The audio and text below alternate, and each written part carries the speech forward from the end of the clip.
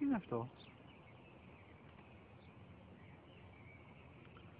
Ένα σφουργίτη.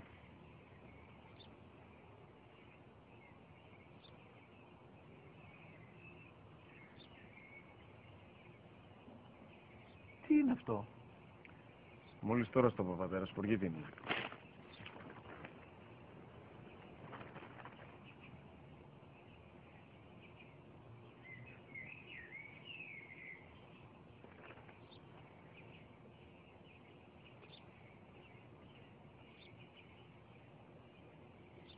Τι είναι αυτό?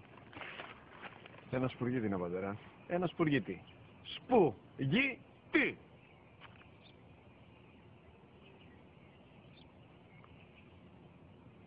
Τι είναι αυτό? Γιατί το κάνεις αυτό το πράγμα, μπορείς να μου πεις? Τόσες φορές σου είπα, είναι ένα σπουργίτη. Δεν το καταλαβαίνεις.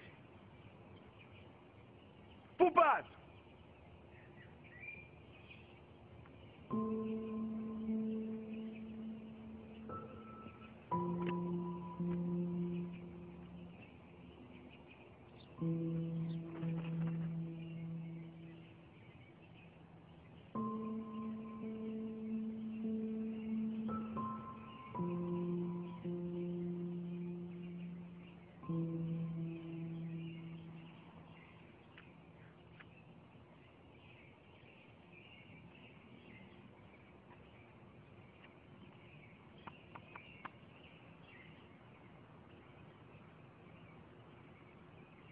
Δυνατά.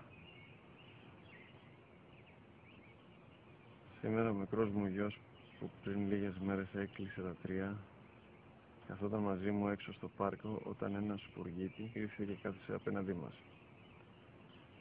Ο γιος μου με ρώτησε 21 φορές τι ήταν αυτό και του απάντησα και τις 21 φορές ότι ήταν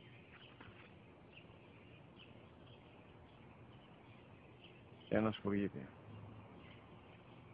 Τον αγκάλιασα τρυφερά και τις 21 φορές που μου έκανε την ίδια ερώτηση ξανά και ξανά, χωρίς να εκνευριστώ, νιώθοντας στοργή για το αθώο μου αγοράκι.